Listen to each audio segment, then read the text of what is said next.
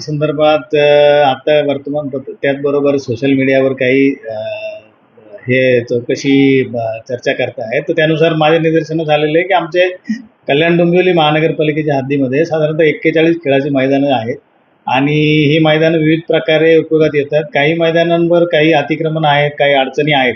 अशा प्रकारची बाब ही निदर्शनास आलेली आहे. तर निश्चित ही वॉर्ड ऑफिसच्या मार्फत आम्ही सर्व ठिकाणी याची तपासणी करू आणि त्या खेळाच्या मैदानावर जर काही अडचणी असतील तर त्या अडचणी दूर करण्यात येतील. काही अतिक्रमण असतील तर ती देखील काढण्यात येतील आणि खेळाचे मैदान जे आहे ते सुस्थितीत ठेवण्याचा महापालिकेचा प्रयत्न आहे.